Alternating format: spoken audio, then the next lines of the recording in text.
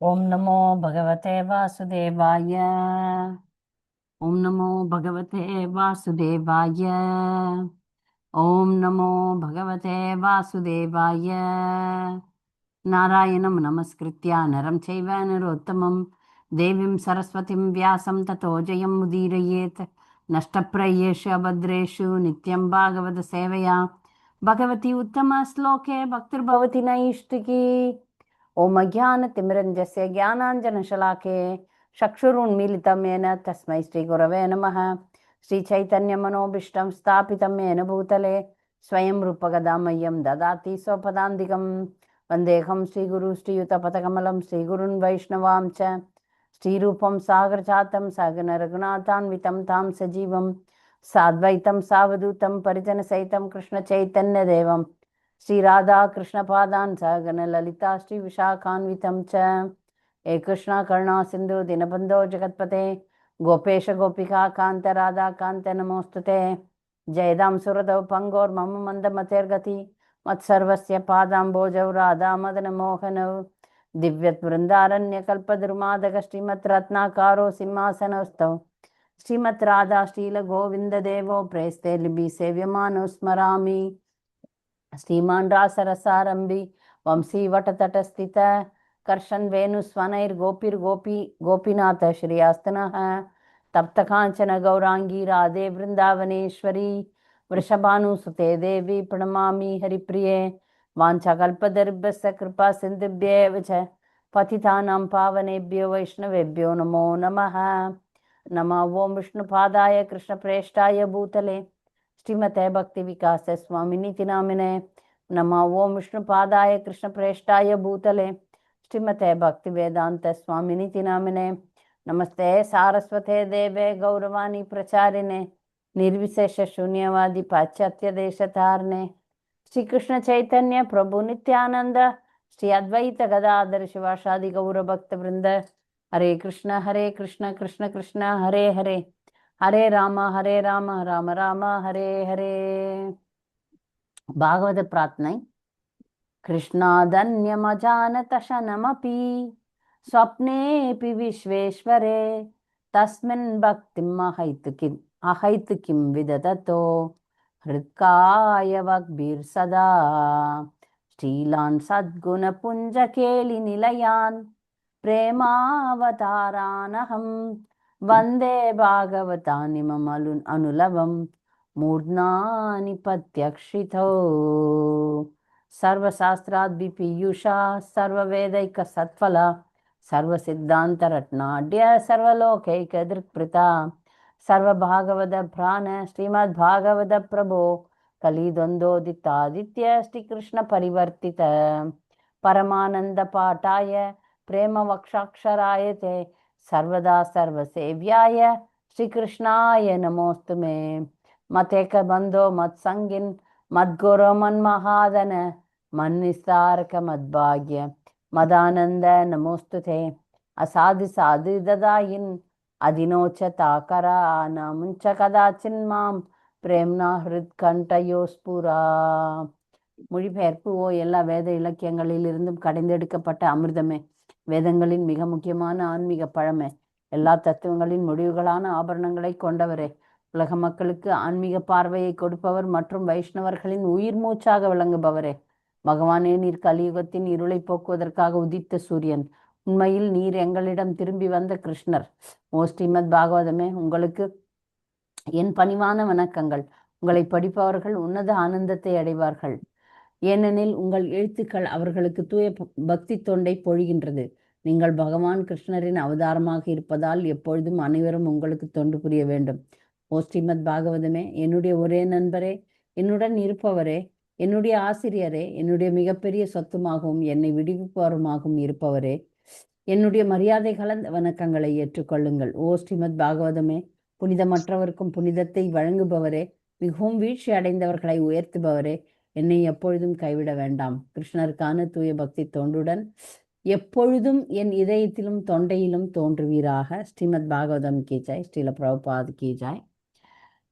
சென்ற வாரம் பாகவதம் 11வது காண்டம் 7வது அத்தியாயத்துல 20லிருந்து 40 வரைக்கும் ஸ்லோகங்கள் பார்த்தோம். இன்னைக்கு அந்த அத்தியாயத்தை படிச்சு முடிச்சிடலாம். இந்த 20லிருந்து 40 வரைக்கும் இருக்கும் கேள்விகளை கேட்பேன், நீங்க பதில் சொல்லுங்க. படிச்சிருப்பீங்கன்னு நினைக்கிறேன். அதுல இன்னைக்கும் வகுப்பு ஆரம்பிக்கிறதுக்கு முன்னாடியே அடுத்த வார கேள்விகளை அனுப்பிட்டேன். அதனால நான் மறக்கிறதுக்கு வாய்ப்பு இல்லை. அதனால அந்த கேள்விகளும் ரெடி ஆயிடுச்சு, அனுப்பிட்டேன் பக்தர்களுக்கு. முதல் கேள்வி, 53வது கேள்வி, புருஷத்வே என்ற சொல் ஏன் முக்கியமானது? ஏன்னா அது நம்முடைய வாழ்வை பக்குவமடைய செய்வதற்கான வாய்ப்பு அளித்துக்கிட்டு மாதாஜி. வெரி குட், நல்லா சொன்னீங்க, நன்றி. சாங்கிய தத்துவத்தின் உறுதியான முடிவு யாது? ஜெயசுபத்ரா மாதாஜி.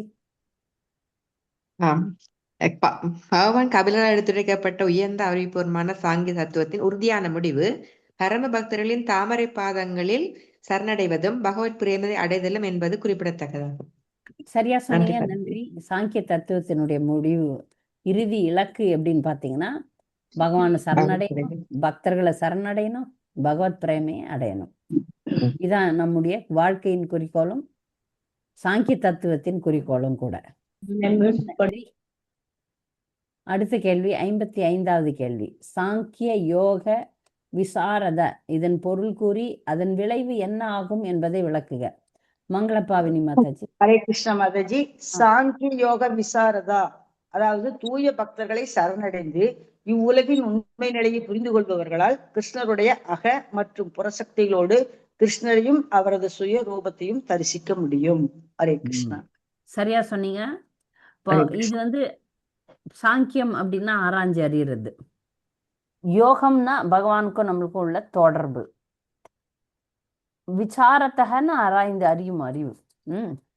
விசாரத்தான நிபுணர்கள்.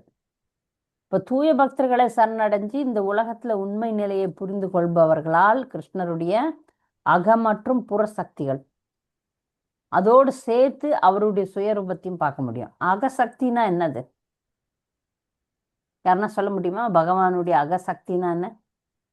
கிருஷ்ணருடைய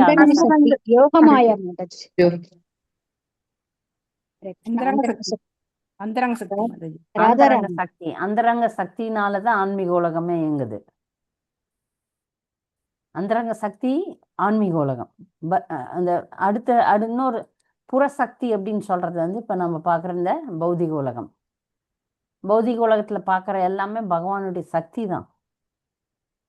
பகவானை விட்டுட்டு எதுவுமே கிடையாது. அதனால அக மற்றும் புற சக்திகளை நாம் புரிந்து கொள்ள முடியும். அதோடு சேர்த்து அவருடைய சுய ரூபத்துல அவரை தரிசிக்க முடியும். நல்லது. அடுத்த கேள்வி, 56வது கேள்வி, பக்தனுக்கு பகவான் எப்படி ஞானத்தை புகட்டுகிறார்? பகவத்கீதை மேற்கோள் காட்டி கூறவும். மகேஸ்வரி மாதாஜி. ஹரே கிருஷ்ணங் மாதாஜி. தேசாம் சதத யுக்தானாம் பஜதாம் பிரீத்தி பூர்வகம் ததாமி புத்தி யோகம் தம்யேன மாம் உபயாந்திதே. எனது அன்பு தொண்டில் இடையராது ஈடுபட்டுள்ளவர்களுக்கு என்னிடம் வந்தடைவதற்கு தேவையான ஞானத்தை நானே வழங்குவேன் என்று பகவான் பகவத்கீதையில கூறுறாங்க பிரபு மாதாஜி. ஹரே கிருஷ்ண. 10:10 மாதாஜி. சரி. தேசாம் சதத யுக்தானாம் பஜதாம் பிரீத்தி பூர்வகம் ததாமி புத்தி, ததாமின்னா நான் கொடுக்குறேன், புத்தி யோகம் தம் ஏனமாம் உப்பியாந்திது, அவர் என்கிட்ட வரத்துக்கான புத்தி நான் கொடுத்துருவேன். யாரு இது எப்போதும் பகவானுடைய நாமத்தை சொல்லிட்டே இருக்கிறாங்களோ, எப்பொழுதும் பகவானை சரணடைந்து கொண்டே இருப்பவர்களுக்கு ஞானமும் அவர் கொடுத்தாதான் உண்டு. அதை மட்டும் நம்ம செய்யணும், எப்போ அதை செய்யணும். அப்படி செய்யும்போது அவரை போய் சேர்றதுக்கான அறிவை அவர் கொடுத்துருவார். 57வது கேள்வி, பகவானுக்கு ஏன் மனித ரூபம் பிரியமானதாகும்? ஹரே கிருஷ்ண மாதாஜி. நான் சொல்றேன் மாதாஜி. சொல்லுங்க. இவ்வுலகில் பல வகையான உடல்கள் படைக்கப்பட்டுள்ளன. அவற்றுள் சிலவற்றிற்கு ஒரு காலும் மற்றவர்களுக்கு 2, 3, 4 அல்லது அதிகமான கால்களும் உள்ளன. மேலும் சில கால்களே இல்லாதவையாய் உள்ளன. ஆனால் இவை அனைத்திலும் மனித ரூபமே உண்மையில் எனக்கு மிக பிரியமானதாகும். ஹரே கிருஷ்ணாஜி. பந்தப்பட்ட சொல்லுங்க. அது ஆத்மாக்களிடம் பரமபதம் விடுதலை. அடைய பந்தப்பட்ட ஆத்மாக்களை உதவுவதே ஜடசிருஷ்டியின் முடிவான நோக்கமாகும். பந்தப்பட்ட ஆத்மாக்களின் இந்த விடுதலை குறிப்பாக மனித வாழ்வில் மட்டுமே சாத்தியமாகும் என்பதால் இரக்கமுள்ள பரமபுருஷருக்கு இயல்பாகவே இக்குறிப்பிட்ட ரூபம் மனித பிரியமானதாக உள்ளது. ரூபத்துலதான் விடுதலை சாத்தியமாகும். விடுதலைன்றது மோட்சம். பக்தி தொண்டு செய்ய முடியும் மனித பகவான். ரூபத்துலதான் சாட்சியமாகும். அதனால பகவான் வந்து அவரை நீங்க பைபிள்ல கூட இது வாசகம் இருக்கு, கடவுள் தன்னை போல மனிதனை படைத்தான் அப்படின்ட்டு. அப்ப அவங்க வந்து கிறிஸ்தவர்கள்லாம் வந்து எப்படி கடவுளுக்கு உருவம் இல்லைன்னு சொல்றாங்கன்னு எனக்கு தெரியல. இது இருக்கு பைபிள்ல, கடவுள் தன்னை போல மனிதனை படைத்தான் அப்படின்னு. அவங்க ரூபமே இல்லைன்னு சொல்றாங்க. ஒரு கோஷ்டி ரூபம் இருக்குன்னு சொல்றாங்க, ஒரு கோஷ்டி வந்து ரூபம் இல்லைன்றாங்க. அடுத்து யுக்தாக என்ற சொல் யாரை குறிக்கிறது? யுக்தாக என்ற சொல் யாரை குறிக்கிறது? ஹரே கிருஷ்ண மாதாஜி. நவமணி மாதாஜி. நவமணி. பக்தி யோகத்தின் கட்டுப்பாடான பயிற்சியில் ஈடுபட்டவர்களை குறிக்கிறது. கட்டுப்பாடா இருக்கிறவங்கள சொல்றது யுக்த வைராகி. அது வந்து விஸ்வநாத சக்கரவர்த்தி தாக்கூரார் அப்படி மொழிபெயர்க்கிறார். நன்றி மாதாஜி. 59வது கேள்வி, அக்ரஹாயம் என்ற சொல் எதை சுட்டி காட்டுகிறது? ஹரே கிருஷ்ண மாதாஜி, நான் சொல்றேன். சொல்லுங்க. சாதாரண மன ஊகத்தினாலோ ஜடப்புலன்களின் செயல்களினாலோ பகவான் ஸ்ரீ கிருஷ்ணரை அடையவோ அறியவோ முடியாது என்பதையே அக்ராஹ்யம் என்ற சொல் சுட்டிக்காட்டுகிறது மாதாஜி. சரியா சொன்னீங்க மாதாஜி, நன்றி. அடுத்த கேள்வி, 60வது கேள்வி, கிராஹ்யமானைர் குணை என்ற சொற்கள் எதை சுட்டி காட்டுகிறது? மனித மூளையின் பகுத்தறிவு மற்றும் புத்தி கூர்மை ஆகிய பிரிவுகளை சுட்டி காட்டுகிறது. நன்றி, சரியா சொல்லிட்டீங்க. பரமபுருஷரை உணர முடியும், ஸ்ரீமத் பாகவதம் மேற்கோள் காட்டி கூறவும். சந்திராதேவி மாதாஜி. சந்திராதேவி மாதாஜி. இருக்கிறேன் மாதாஜி, சொல்றேன் மாதாஜி. சொல்லுங்க. பகவான் சர்வ பூதேஷு ரஷித சர்வாத்மன கர்ஹி சிசியை புத்தி ஆதிபி லட்சணர அனுபவ வகை. பரமபுருஷ பகவான் ஸ்ரீ கிருஷ்ணர் தனிப்பட்ட ஆத்மாவுடன் ஒவ்வொரு ஜீவராசியிலும் இருக்கிறார். நாம் காணும் செயலிலும் புத்தியிடம் இருந்து உதவி பெறும் செயலிலும் இவ்வுண்மையை நம்மால் உணரவும் அனுமானிக்கவும் முடியும். ஹரே கிருஷ்ணன். நல்லா சொன்னீங்க. பரமபுருஷரான பகவான் தனிப்பட்ட ஆத்மாவுடன் ஒவ்வொரு ஜீவராசியிலும் இருக்கிறார். அதனால நாம் காணும் செயலிலும் புத்தியிலிருந்து உதவி பெறும் செயலிலும் இவ்வுண்மையை நம்மால உணர முடியும். பகவானை வந்து எப்பொழுதும் நம்மால உணர முடியும். எல்லா இடத்துலயும் இருக்கிறார், எங்கேயும் இருக்கிறார். அதெல்லாம் நம்ம வந்து நிஜ வாழ்க்கையில உணர முடியும். நேர்ல பார்க்க முடியலன்னாலும் பகவானை எப்பொழுதுமே உணர முடியும். அதான் அந்த ஸ்லோகம். அடுத்து 62வது கேள்வி, ஸ்ரீ கிருஷ்ணர் உத்தவருக்கு யாருடைய உரையாடலை பற்றி கூறினார்? 2 பேர் உரையாடுறாங்க. அவங்க யாருன்னு தெரிஞ்சுன்னு அந்த உரையாடல்ல போனா நல்லது. ஹரே கிருஷ்ண மாதாஜி. சொல்லுங்க.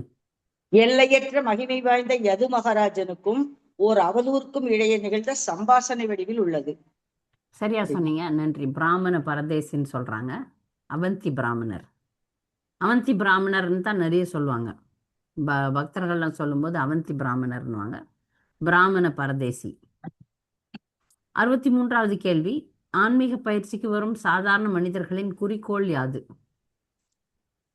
ஆன்மீக பயிற்சிக்கு வரும் சாதாரண மனிதர்களின் குறிக்கோள் யாது? வேற பதில சொல்லாதவங்க வாங்க, இங்க இருக்கிறவங்க எல்லாம் பதில் சொல்லிட்டாங்க. ஆன்மீக பயிற்சிக்கு வரும் சாதாரண சொல்லுங்க, பேர் எழுதல. ஹரே கிருஷ்ண மாதாஜி. மாதாஜி யாராவது சொல்றாங்களா? நான் சொல்லட்டுங்களா? அவங்க சொல்றாங்க அந்த ரெட்மி அப்படின்னு சொல்லுங்க. ஹரே கிருஷ்ண மாதாஜி. அதாவது பொதுவாக பௌதீக மனிதர்கள் மதம், பொருளாதார முன்னேற்றம், புலனுகர்வு, ஆத்ம ஞானம் ஆகியவற்றை விருத்தி செய்து கொள்ள கடினமாக உழைக்கின்றனர்.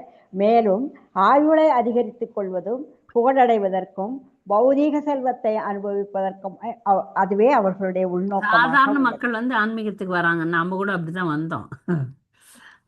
அவங்களுடைய குறிக்கோள் என்னவா இருக்குது? புகழ் வேணும், ஆயுள் வேணும், பணம் வேணும், நல்ல மகிழ்ச்சி வேணும் அப்படின்னு உலகாய பொருட்களுக்கு தான் வர்றாங்க. அவங்களுக்கு தெரியாது இதெல்லாம் இதெல்லாம் வேண்டாம், இதெல்லாம் இருந்தாலும் இல்லாததுக்கு சமம் தான். நம்ம கேட்க வேண்டியதை பகவத் பக்தியை தான், பகவத் பிரேமையை தான் கேட்கணும்னு அவங்களுக்கெல்லாம் தெரியாது. நமக்கும் தெரியல. இப்போ புரிஞ்ச மாதிரி இருக்கு, ஆனால் தெரியல, முழுசா புரிஞ்சுக்கல நம்ம. 64வது கேள்வி. அறியாமையில் உள்ளோர் துறவு பூண்ட ஆன்மீக வாழ்க்கை யாருக்கானது என்று நினைக்கின்றனர்? ஹரே கிருஷ்ண மாதாஜி. சொல்லுங்க. துறவு பூண்ட ஆன்மீக வாழ்வு ஆண்மையற்றவர்களுக்கு அல்லது சாதாரண மக்களுக்கு அல்லது பௌதீக விவகாரங்களில் தகுதியற்றவர்களுக்கு உரியது என்று அறியாமையில் உள்ளோர் நினைக்கின்றனர். அவங்க என்ன நினச்சிக்கிறாங்க, பக்தியில் யாருன்னா வர்றாங்கன்னா அவங்களுக்கு வந்து வாழ்க்கையில் தோத்தாதான் பக்தியில் வரணும். நான் போன கிளாஸ்லேயே சொன்னேன், யாருக்கு காதல் தோல்வியும் அவங்க பார்த்தீங்கன்னா சன்னியாசம் வாங்கிடுவாங்க. வாழ்க்கையில் அவங்களால எதுவும் சாதிக்க முடியலன்னா சன்னியாசம் ஆகும். பக்திக்கு வரணும்னா மிகப்பெரிய சாதனை. இதெல்லாம் ஒன்றா போலி சாமியாராக இருந்துட்டு போகலாம். ஆனால் பக்தி வாழ்க்கையை ஒருத்தர் எடுக்கிறாருன்னா அவங்க நிஜமாவே மிகவும் மிக புத்திசாலியாக இருக்க வேண்டும், வைராகியாக இருக்க வேண்டும். அப்பதான் இதை எடுக்க முடியும். ஆனால் மக்கள்லாம் பௌதிகத்தில் இருக்கிறவங்கெல்லாம் அவங்களுக்கு பாவம் வாழ்க்கையில் அவங்களால சாதிக்க முடியல, அதனால சாமியாராக போயிட்டான் அப்படின்னு சொல்லுவாங்க. அடுத்த கேள்வி. பௌதிக காமத்தை எப்படி அடக்கலாம்? பௌதிக காமத்தை எப்படி அடக்கலாம் சொல்றீங்களா மகேஸ்வரி? ஹரே கிருஷ்ணங் மாதாஜி. ஸ்ரீ சைத்தன்ய மகாபிரபுவின் இயக்கத்தில் சேர்ந்து நம்முடைய நிஜமான நித்திய உணர்வாகிய கிருஷ்ண உணர்வின் குளிர்ந்த நீரில் தன்னை தூய்மைப்படுத்திக் கொள்வதை போல நம்ம நம்மளோட பௌதிக காமத்தை அடக்கலாம். இதுக்கு உதாரணம் மாதாஜி, மதம் பிடித்த யானையை கங்கையின் குளிர்ந்த நீர்ல கொண்டு போய் நிறுத்தும் பொழுது அந்த நீரினுடைய வேகத்தினால் அதனோட காம வேட்கை தணிவது போல நம்மளுடைய காம வேட்கையும் தனியும் அப்படின்னு எடுத்துட்டேன் மாதாஜி. ஹரே கிருஷ்ணா. கங்கை பெரிய நெருப்பையும் அணைக்க முடியும். அதான் அதனாலதான் கங்கையில மதம் பிடிச்ச யானையை தண்ணியில இறக்கி விட்டோம்னா அந்த தண்ணியினுடைய அந்த வேகம் அதனுடைய மதத்தை குறைக்கும், அந்த பைத்தியக்காரத்தனத்தை அது குறைக்கும். அது மாதிரி உன்னத ஆனந்தமாகிய குளுமையான அலைகளில் பக்தியில யாரு மிகவும் தீவிரமாக இறங்குறாங்களோ அவங்களுக்கு பௌதிக காமம் அடங்க ஆரம்பிக்கும். அடங்கலன்னா பக்தியில அவங்க முன்னேறலன்னு அர்த்தம். பௌதிக காமம் இருந்து கொண்டே இருக்கிறதுனா அவங்க பக்தியில அவங்க முன்னேறவே இல்லை, எங்க நிக்கிறாங்களோ அங்கே நிக்கிறாங்கன்னு அர்த்தம். 66வது கேள்வி.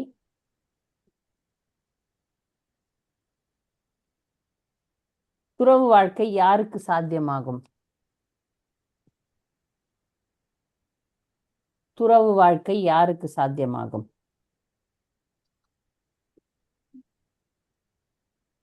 சாரதா பாவினி மாதாஜி. பரமபுருஷரை உணர்ந்துள்ள ஒருவன் பரமபுருஷரை தனது இணைபிரியா தோழராக தன் இதயத்தில் எப்பொழுதும் சுமப்பதில் திருப்தி அடைகிறான். கிருஷ்ணர் ஒருவரே உற்ற நண்பர் என்பதையும் அவர் ஒவ்வொருவருடைய இதயத்திலும் இருக்கிறார் என்பதையும் ஒருவன் உணர்ந்தால் ஒழிய அவன் நிலையற்ற ஜட உலக உறவு முறைகளிடம் பற்றுடையவனாகவே இருப்பான். பரமாத்மாவையும் தன்னையும் இதயத்தில் சேர்ந்து வாழும் ஒவ்வொருவருடைய இதயத்திலும் சேர்ந்து வாழும் பரமாத்மாவையும் தனிப்பட்ட ஆத்மாவையும் நேரடியாக உணர்ந்தால் ஒழிய தனிமையா சஞ்சரிக்கிறது ரொம்ப கஷ்டம். ஒருத்தர் சந்நியாசம் வாங்கி போனோம் அப்படின்னா துறவரத்துல ரொம்ப வைராகியம் தேவை. அப்போ யாருக்கு அது சாத்தியமாகும்னா இந்த தன்னை உணரணும், பரமாத்மாவை உணரணும், அவங்களுக்கு தான் துறவரம் சாத்தியமாகும். இல்லைன்னா எல்லாரும் போய் காவி போட்டுக்கலாம், ஆனா அவங்கள துறவின்னு சொல்ல முடியாது. எழுதணுமா மாதாஜி? அப்ப இந்த பேராகிராஃப் ஃபுல்லாவே எழுதணும் ஆன்சர் இல்லையா? அப்படியே சொன்ன அப்படி இல்ல. இது புரிஞ்சா யாருக்கு 2 வரி தான், மேல உள்ள 2 வரி ஒவ்வொருடைய யாருக்கு துறவரம் சாத்தியமாகும்? இதயத்துல யாரால தன்னையும் பரமாத்மாவையும், ஒவ்வொரு ஜீவன்லயும் ஜீவராசியும் இருக்கு, பரமாத்மாவும் இருக்கு. இது ரெண்டுத்தையும் உணர்றாங்களோ அவங்களால தான். உணர்றாங்கன்னு நமக்கு தெரியுது. இந்த விஷயம் ஏட்டுக்கல்வியில புரியுது. இந்த உடல்ல 2 பேர் இருக்கிறாங்க, ஒண்ணு நானு ஒண்ணு பரமாத்மான்ட்டு. அதை உணர வேண்டும். உணர்தல்ன்றது அதுதான் தன்னை உணர்தல். அப்படி உணரும் போது ஒருத்தர் உணர்ந்துட்டாங்கன்னா அதற்குரிய செயல்கள் இருக்கும் இல்லையா? அப்படிப்பட்டவங்க தான் துறவரம் எடுக்க முடியும். அதுக்குதான் பெண்களுக்கு துறவரம் இல்லவே இல்லைன்னு சொல்றாங்க. ஏன்னா பெண்களால அப்படி இந்த தன்னை அறியும் ஒரு 1000 லட்சத்துல ஒருத்தர் வரலாம், கோடியில ஒருத்தர் வரலாம், ஆனா எல்லாராலையும் முடியாது. ஏன்னா பெண்களுக்கு தங்களுடைய உடல் சார்ந்த உறவுகள் அதெல்லாம் கண்டிப்பா பற்று இருக்கு. அது பெண்களுக்கு வந்து விடுறது ரொம்ப கஷ்டம். அதனால்தான் அது வந்து தன்னை அறிஞ்சவங்களுக்கு தான் துறவரம். அதுல விதிவிலக்கான பெண்கள் இருக்கிறாங்க, அவங்க இல்ல. எல்லாம் பொதுவா பெண்களுக்கு வந்து சொல்ல முடியாது இத. அடுத்த கேள்வி, அப்ப துறவரத்துக்கு முக்கியமான ஒரு விஷயம் அவங்க தன்னை அறிந்தவர்களாக இருக்க வேண்டும். அவ்வளவுதான். தன்னையும் பரமாத்மாவையும் அறிந்தவர்களாக இருக்க வேண்டும். 67வது கேள்வி, புத்தி உபாஸ்ரிதா பொருள் கூறுக. மாதாஜி சொல்லவா ஹரே மாதாஜி? கிருஷ்ணா மாதாஜி. சொல்லுங்க. இஸ்லோகத்தில் புத்தி உபாசிரிதா என்ற சொல் அந்த பிராமணரின் குருமார்கள் நேரடியாக அவருடன் பேசவில்லை என்பதை குறிக்கிறது. ஹரே கிருஷ்ணா. அதாவது அது நல்ல புத்திசாலி மனுஷன்னா ஒரு விஷயத்த பார்த்தே கத்துக்குவாங்க. அவந்தி பிராமணர் வந்து இப்ப குரு எல்லாம் உட்காந்து இப்ப ஆத்மா பரமாத்மா பகவான் அதை பத்தி எல்லாம் சொல்லி தரல. அது நல்லா கவனிங்க. நீ 24 குரு இவர் வச்சுக்கிட்டாரு. அந்த குருக்கள்லாம் வந்து இவருக்கு தீட்சை எல்லாம் கொடுத்து அவருக்கு சொல்லி எல்லாம் தரல. அவங்கள பார்த்து இவர் கத்துக்கிட்டார், அவ்வளவுதான். அதுதான் புத்தி உபாசிரித்தார். புத்தியை கொண்டு இவர்கள்கிட்ட இந்த நல்ல விஷயங்களை அவர் கத்துக்கினார். 68வது கேள்வி, பிராமணரின் 24 குருக்கள் யார்? அது அப்படியே டகடகடன்னு சொல்லலாம். சொல்லுங்க. நவபக்தி மாதாஜி.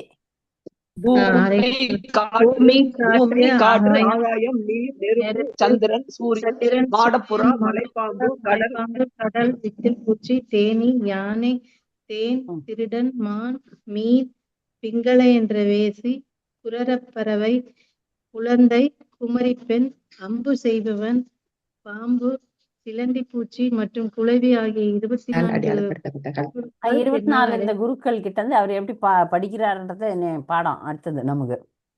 சரியா? இப்ப அடுத்து 69வது கேள்வி, பூமியிடம் இருந்து ஒருவர் என்ன கற்க வேண்டும்?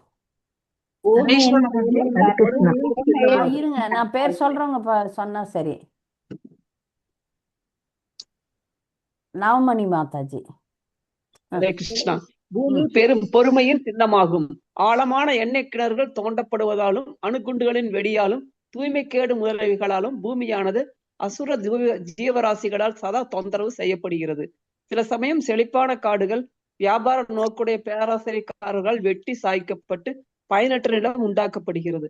சில சமயம் பயங்கர யுத்தத்தினால் போரிடும் வீரர்களை பூமியை இரத்த களரியாக மாற்றி விடுகிறது. பூமி இவ்வளவு தொல்லைகளையும் தாங்கிக் கொண்டு ஜீவராசிகளின் தேவைகள் எல்லாம் கொடுத்து கொண்டு இருக்கிறது. இவ்விதமாக பூமியின் செயலை பார்த்து பொறுமையை ஒருவன் கற்றுக்கொள்ள வேண்டும். பூமியை பார்த்து நம்ம பொறுமையை கத்துக்கணும். எல்லாம் அடி வாங்குது, நம்ம மிதிக்கிறோம், எச்சத்தை போறோம், பள்ளம் தோன்றோம், பில்டிங் கட்டுறோம், எல்லாம் வலிக்கும் பூமிக்கு.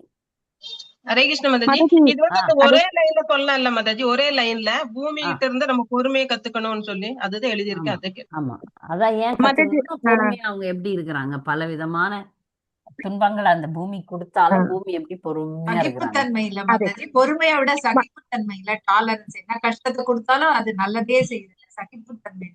அது அதுக்கு அடுத்தது வருங்க மாதாஜி, மரத்துக்கு வரும் மாதாஜி. இப்போ நம்ம இந்த பொறுமைக்கு சொல்லும் போது திருவள்ளுவரோட உதாரணம் எடுத்துக்கலாமா மாதாஜி? நம்ம இன்னொருத்தருக்கு சொல்றேன்னு வைங்களேன். இப்போ அகழ்வாரை தாங்கும் நிலம் போல தன்மை இகழ்வாரை பொறுத்தல் தலை.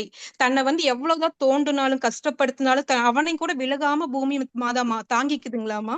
அது போல தன்னை வந்து எவ்வளவு இழிவுபடுத்தினாலும் இகழ்ந்து பேசினாலும் பொறுத்து கொள்ளக்கூடியதுதான் ஒரு நல்ல மனிதருடைய பண்பு, தலை சிறந்த பண்பு அப்படின்னு திருவள்ளுவர் கூறுறாரு மாதாஜி. திருவள்ளுவர் ஒரு பெரிய பக்தரா.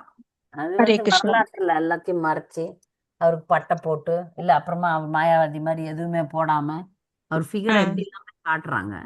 நான் ஒரு ஆன்மீகவாதி தான். அவருடைய மனைவியை பத்தி நான் என் புத்தகத்துல எழுதுறேன். அவர் மனைவி வந்து ஒரு பெரிய கற்புக்கரசி, நல்லா அவருக்கு சேவை பண்ணுவாங்க. வாசுகின்னு பேரு. வாசுகி. நான் இந்த உதாரணம் எடுத்திருக்கேன் மாதாஜி, பரவாயில்லைங்களா மாதாஜி? இந்த உதாரணம் எழுதி வச்சிருக்கேன். இந்த உதாரணம் எழுதி வச்சிருக்கேன், எடுத்துக்கலாமா மாதாஜி? திருக்குறள். Very good. திருக்குறள் வந்து நல்ல உதாரணத்தை சொல்லலாம். Very good. சரி. நான் அவர் என்ன தப்பாவா சொன்னார்? அவரு பெரிய ஆன்மீகவாதி. திருவள்ளுவர் சாதாரண ஆள. சரிங்க. இந்த அரசியல்வாதிகள் சொதப்பிட்டாங்க அவரை. ஆனா அவருடைய உரை வந்து பரிமேல அழகறது தான் சரியா இருக்கும் அப்படின்னு சொல்றாங்க. யாருங்க மாதாஜி? எதுக்குங்க மாதாஜி? எப்படி திருக்குறளுக்கு வந்து உரை வந்து பரிமேல அழகர்னு ஒருத்தர் எழுதினாராம். ஓ உரை எழுதணும்ல. இப்போ திருக்குறள் ஆமா, அவர் நிறைய பேர் எழுதியிருக்காரு. எழுதியிருக்காங்களாமாங்க. இப்ப சரிங்க. பாருங்க, அவர் வந்து ஒரு குறள் எழுதுறாருன்னு வச்சுக்கோங்களேன். அதை வந்து ஒருத்தர் அதை ஒரு கிறிஸ்டியன் கூட மொழிபெயர்த்திருக்காரு. சரிங்க. அப்போ வந்து அவங்க வந்து அதை வந்து வேற யாரெல்லாம் மொழிபெயர்க்கிறாங்களோ அவங்கெல்லாம் அவங்களுடைய எண்ணத்துக்கு ஏற்ற மாதிரி மொழிபெயர்த்துருவாங்க. அதனாலதான் இப்ப பக்தர்கள் சொல்றாங்க பரிமேலழகருக்கு தான் கரெக்டா இருக்கு அப்படின்னு சொல்றாங்க. திருக்குறள்ல இருந்து சில நல்ல விஷயங்கள்லாம் பகவத் தரிசனத்துல போடுறாங்களே. சரி சரிங்க சரிங்க மாதாஜி. அதனால இப்ப சரியான குறள் அது. சரிங்க அகழ்வாரை மாதாஜி. தாங்கும் இல்லம் போல. Very good.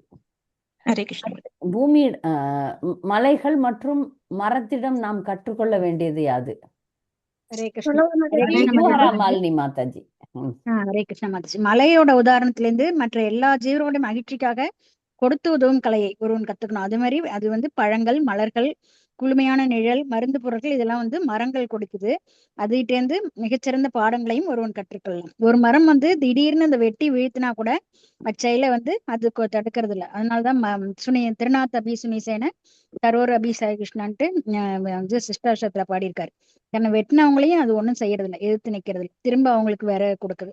அதே மாதிரிதான் ஒருவன் வந்து மரங்களின் சீடனாகி நன்னடத்தை வந்து மரங்கள்ட்ட இருந்தும் மலைகள்ட்ட இருந்து கத்துக்கணும் அப்படிங்கிறாங்க. இப்ப மலைகள் மாதிரியும் மரங்கள் மாதிரியும் சாதுக்கள் இருக்கிறாங்க. நம்ம கிட்ட இருக்கிறது எல்லாத்தையும் கொடுக்கும் குணம், பிறருக்கு சேவை செய்யும் குணத்தை வந்து மலைகள் கிட்ட இருந்தோம். மற்றவர்களுக்கு எப்போதும் நன்மையே செய்யணும்ன்றத மரத்துக்கிட்ட இருந்தும் கத்துக்கிறோம். கல்லெடுத்து அடிச்சாலும் அது பழம் கொடுக்கும், வெட்டினாலும் அது விறகு கொடுக்கும், எதுவுமே பண்ணாம போய் நின்னோம்னாலும் நிழல் கொடுக்கும். எப்பொழுதும் மற்றவர்களுக்கு நன்மையே செய்ய வேண்டும், அது மரத்துக்கிட்ட இருந்து. மற்றவர்களுக்கு நம்ம கிட்ட இருக்கிற எல்லாத்தையும் கொடுக்கணும் அப்படின்றத மலைகள் கிட்ட இருந்து கத்துக்கிறோம். நன்றி. அடுத்த கேள்வி, பரார்த்தை காந்த சம்பவ பொருள் கூறுக. ஹலோ மாதாஜி. சொல்லுங்க. ஸ்ரீல மத்வாச்சாரியின் கருத்துப்படி பரார்த்தை காந்த சம்பவக என்ற சொல் ஒருவன் தன்னுடைய எல்லா செல்வத்தையும் மற்ற எல்லா ஆஸ்திகளையும் பிறர் நன்மைக்காக அர்ப்பணித்து விட வேண்டும் என்பதை குறிக்கிறது. சரியா சொன்னீங்க, நன்றி. 72வது கேள்வி, உடலை ஏன் நன்கு பராமரிக்க வேண்டும்? ஹரே கிருஷ்ண மாதாஜி. ஹரே கிருஷ்ண மாதாஜி. ஒருவனின் உயர்ந்த அறிவு அழிக்கப்பட்டு விடாதபடியும் அதனால் அவன் பேச்சும் மனமும் தன்னை அறிவதிலிருந்து விலகிவிடாமல் இருக்கும்படியும் ஒருவன் தன் உடலை பராமரிக்க வேண்டும் மாதாஜி. ஹரே கிருஷ்ண மாதாஜி. நான் சொல்லிட்டேன். ஒரு அறிவுள்ள மனுஷன் வந்து பௌதீக புலனின்பத்துல மூழ்க மாட்டாங்க மாதாஜி. அது பகவான் வந்து பகவத்கீதையில 6.17 யுக்தாகார விகாரஸ்ய யுக்த சேஷஸ்ய கர்மஷு யுக்த ஸ்வப்னா அவபோதஸ்ய யோகோ பவதி துககா. உண்ணுதல், உறங்குதல், உழைத்தல், கேளிக்கை ஆகிய பழக்கங்களில் நெறிப்படுத்தியவன் யோக பயிற்சியின் மூலம் எல்லா துன்பங்களையும் பெருமளவில் நீக்கிவிட முடியும் சொல்றாங்க மாதாஜி. உடலையும் ஆத்மாவையும் இணைத்திருக்கிறதுக்கு வேண்டிய அளவுக்கு மட்டுமே பயன்படுத்தி பிறவற்றையெல்லாம் பகவானோட சேவையில ஈடுபடுத்தணும். அப்புறம் மற்றொன்று, ஒரு பக்தன் வந்து கிருஷ்ணரையும் மற்ற பொருள்களையும் பிரிச்சு பார்க்க மாட்டாரு. எல்லாத்தையும் பக்தி சேவையில முறையாக ஈடுபடுத்துவாங்க மாதாஜி. அப்படி ஈடுபடுத்தும் பொழுதுதான் தன்னுணர்வு பாதையில அந்த ஒரு மனிதனால ஜீவாத்மாவால முன்னேற முடியும்.